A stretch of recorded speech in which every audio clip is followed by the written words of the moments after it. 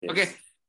Ladies and gentlemen, I think I open another participant. Let Madam Meriti, Mr. Tito, let's open another participant. I think I don't want the venue is constituted by 3 of us only. Yes. Correct.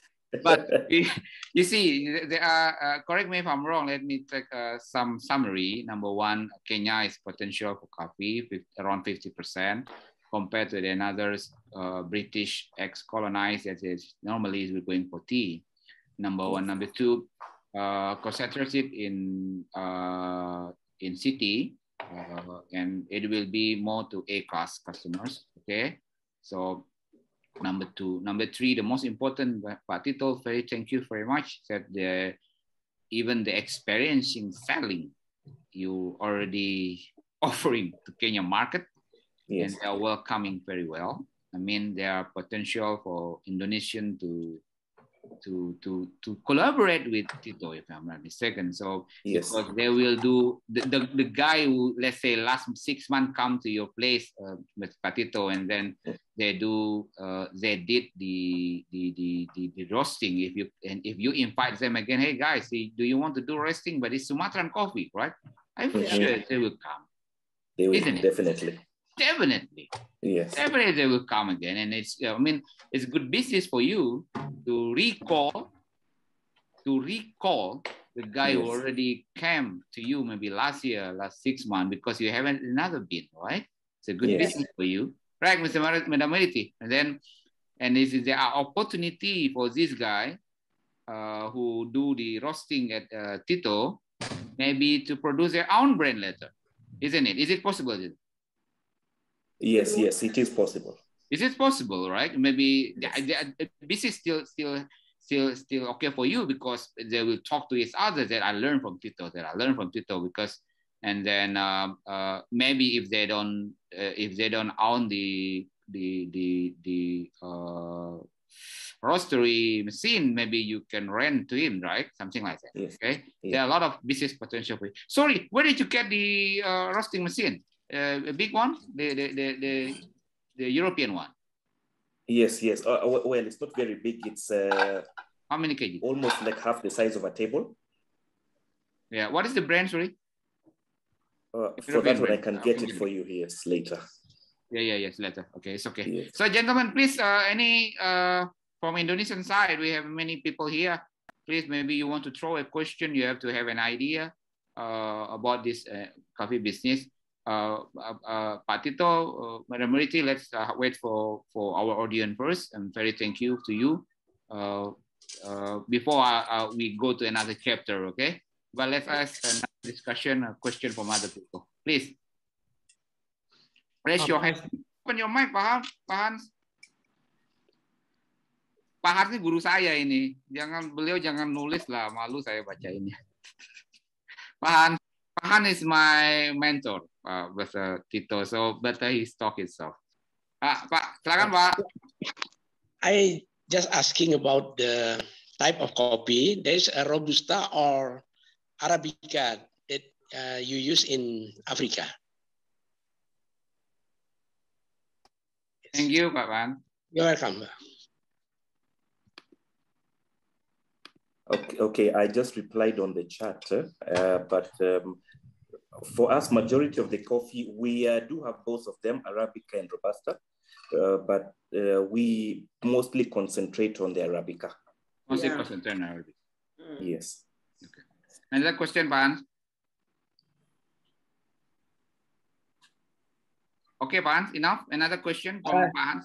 Okay, enough, Pak. Thank you. Okay. So that's mean the essence of the coffee is from Arabica. The most they need Arabica first, and then they mix with the Robusta, right? Yes. Okay. Thank you. Okay, Pak Eka Rumba, please open your mic. Thank you. Okay, thank you for the opportunity. Oh, Ibu Eka, sorry. It's okay. I just want to ask about how about the process of coffee. What do you use for process the coffee bean? Coffee cherry, I mean. Maybe for wash or natural. like that. Which one? Can you get my question? No. Let me have maybe to Patito. Patito, how you process the cherry? Apa prosesnya Bu Eka? Wash proses ya? Full wash. Yes, yes. Wash proses and apalagi dry ya? Dry. Dry. Yes. What kind of process do you do for cherry, Patito? Well, what we do is depending on the farmer, they do hand pick the coffee and then they lay it on beds, because there are some areas that are generally warmer, and some do not want to actually take their coffee in to the processing plants. So they do just lay them on beds for them to dry naturally, and then they just take them in for the shelling. But you find a lot of large-scale people do send them in to these facilities when it's still in the shell format, and then it's dried by machine, shelled, and then roasted. Okay. Bu Eka ada lagi? And then, how about the consumer? Do the consumer like which one? They like full wash or dry?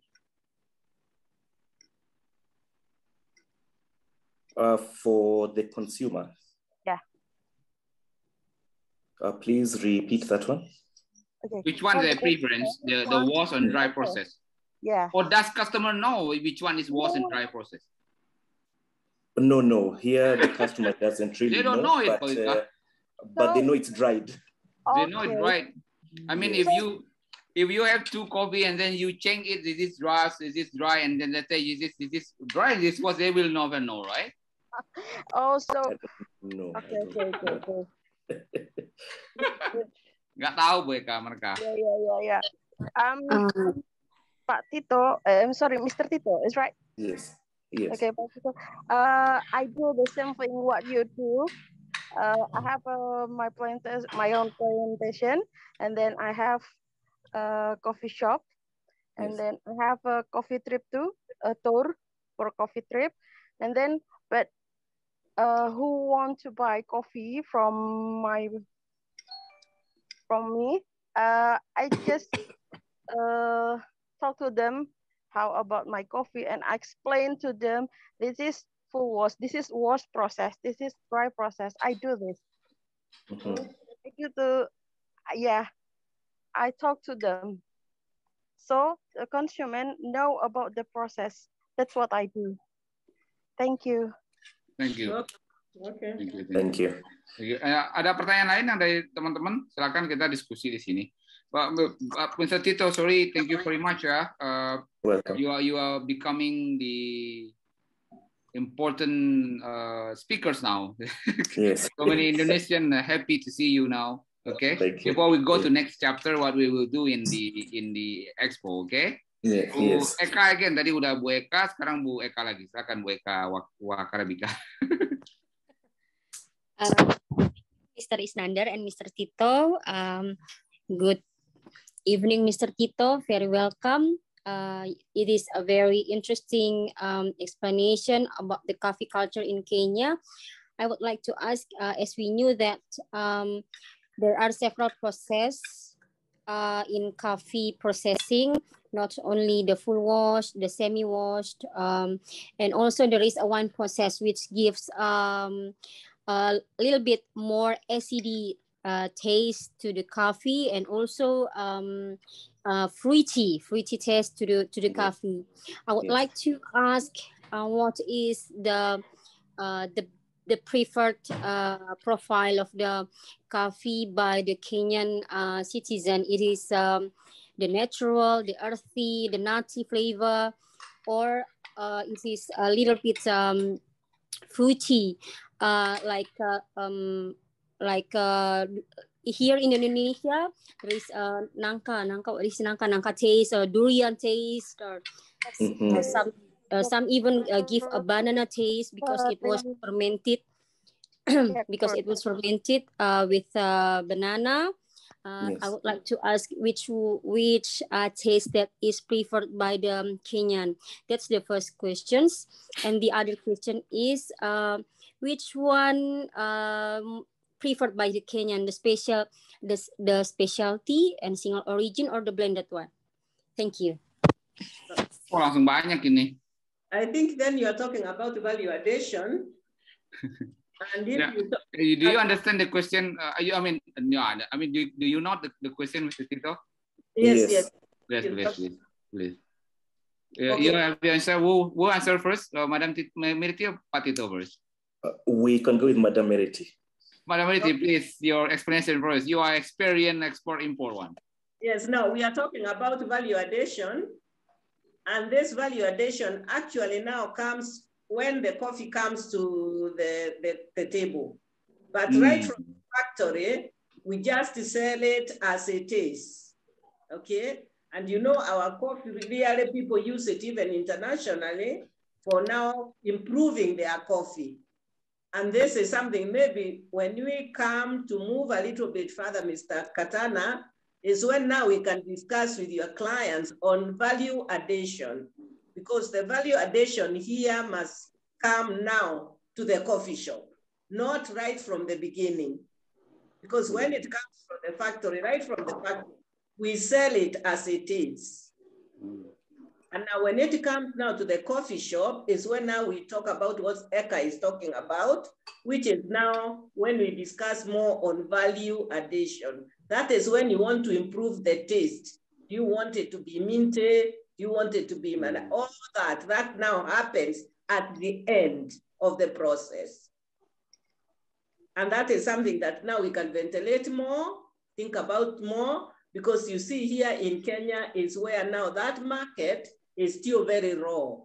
It has not been picked by a lot of people to have different tastes of the coffee.